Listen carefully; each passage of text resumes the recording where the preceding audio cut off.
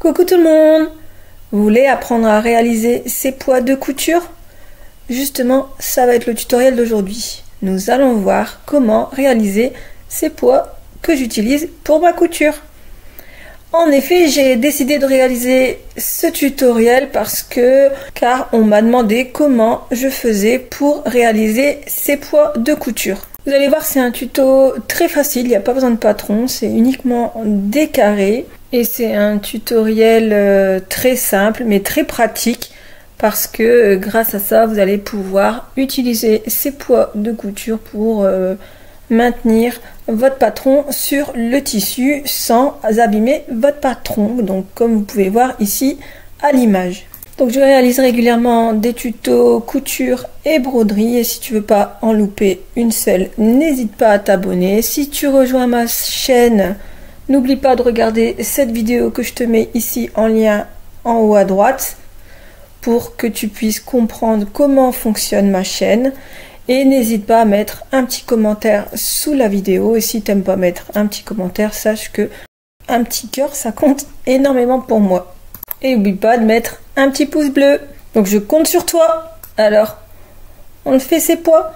À tout de suite après ça.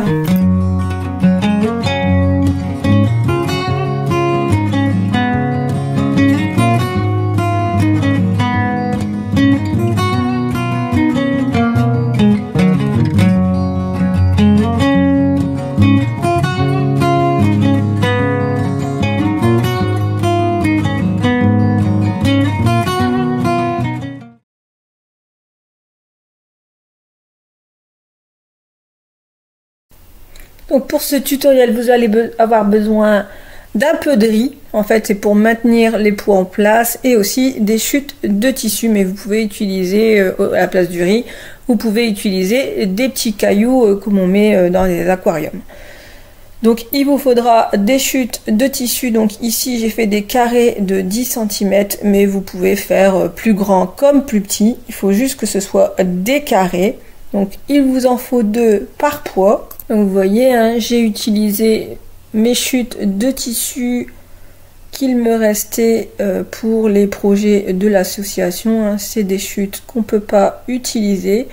Donc moi, je les utilise pour réaliser des petits accessoires, comme par exemple des poids. Donc on va positionner 2 carrés ensemble, donc endroit sur endroit, comme ceci. Enfin, peu importe hein, les motifs, hein, moi... c'est juste des chutes, donc j'ai pas décidé d'une couleur en particulier. Donc j'ai juste pris mes 2 tissus, donc endroit sur endroit. Voilà, je fais la même chose avec l'autre. Et je vais venir coudre 3 côtés uniquement, en laissant une ouverture ici sur la droite. Je vais faire la même chose de l'autre côté. Et je vais venir coudre, vous voyez ici, je laisse l'ouverture et tout le reste uniquement sur 3 côtés. Vous laissez la partie du haut ouverte.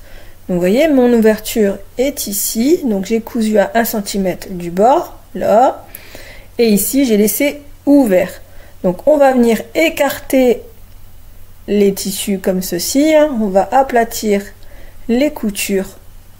Donc couture contre couture, voilà. On va mettre une épingle et on va venir coudre ici, voilà, à 1 cm du bord.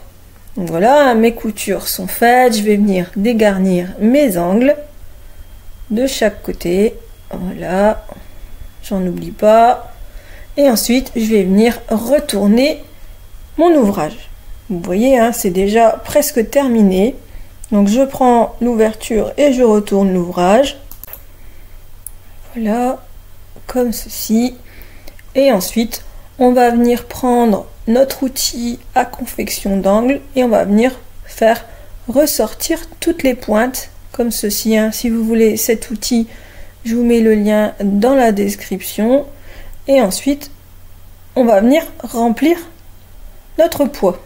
Donc pour ça, je vais prendre du riz. Voilà, donc c'est un vieux riz qui a déjà été cuit et recuit et recuit. Donc je prends l'ouverture et je viens remplir. Donc au début j'avais rempli comme ça mais c'était pas pratique. Donc j'ai décidé de faire un entonnoir comme ceci, mais comme je l'ai pas fixé, c'était pas pratique non plus. Vous allez voir. Donc j'ai essayé de faire comme ça, mais tout débordé. Donc l'idéal, c'est de venir faire un entonnoir, mais de le fixer. Donc, mettre du scotch. Hein. Voilà. Et ensuite, vous venez remplir comme ceci votre pot. Et vous faites ça jusqu'à ce qu'il soit plein.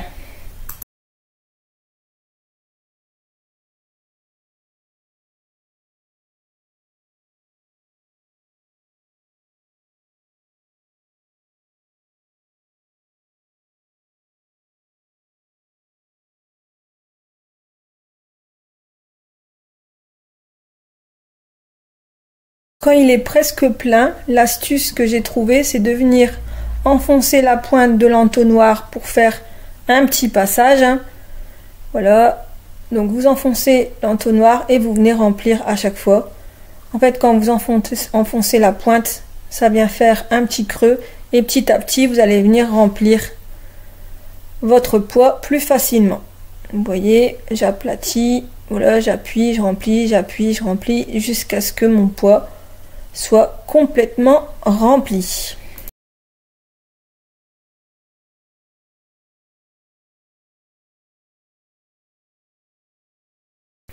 Donc maintenant, on va venir faire une couture invisible. Donc je vous ai fait un petit schéma de à quoi ça ressemble une couture invisible. Vous voyez ici le fil plein, c'est le fil qui sera visible sur le haut, et le petit trait en pointillé, vous voyez entre le 2 et le 3, ce sera le fil qui va passer sous le tissu et on va former un genre d'échelle. Donc c'est pour ça que on appelle ça aussi un point échelle, parce que ça forme une échelle. Hein, vous voyez, il va du 1 au 2, 3, 4 et ça forme une échelle. Donc pour ce faire, on va venir prendre un fil avec un nœud, on va passer notre fil à la pointe de notre ouverture comme ceci, et ensuite on va venir piquer en face, passer en dessous l'aiguille sous le tissu à 3 mm, 2-3 mm. Ensuite on vient pointer en face comme sur le schéma. Hein. Je vais vous le mettre ici à droite. Donc ici on est au point numéro 1, au numéro 2 pardon. On va faire le point numéro 3. Donc on est dans l'autre sens. Hein. Voilà, on passe en face pour faire le point numéro 4 et on passe en dessous du tissu. Voilà, on tire sur le fil. Ensuite on va faire en face du point numéro 4, on va faire le point numéro 5.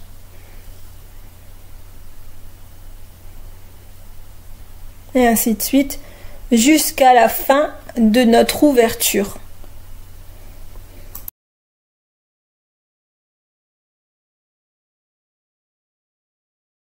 En fait, ça va vraiment former une échelle.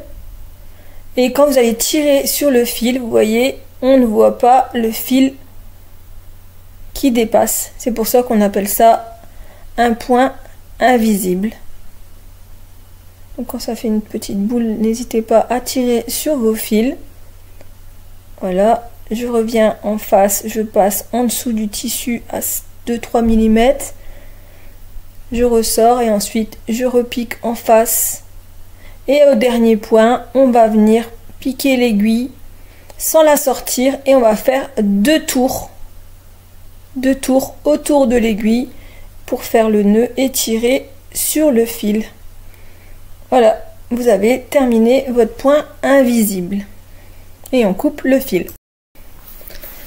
Donc voilà, le tutoriel est maintenant terminé. Donc voilà ce que ça donne, hein, vous voyez, ici je l'ai fait avec des chutes de tissu, ici j'ai fait une petite déco en forme de poule, vous voyez ici j'ai mis une petite attache au niveau du haut, voilà, ici elle est un peu plus petite, donc je crois que j'avais fait 8 cm pour suivre à fleur, sinon c'est 10 cm, après vous pouvez faire beaucoup plus grand hein, si vous voulez que les poids soient beaucoup plus lourds. Donc voilà, le tutoriel est déjà terminé, donc j'espère qu'il vous a plu. En tout cas, n'hésitez pas à mettre un petit commentaire pour me dire ce que vous avez pensé de la vidéo. Et n'oubliez pas de mettre un petit cœur, ça compte énormément pour moi, donc je compte sur vous. Allez, à bientôt pour un nouveau tutoriel.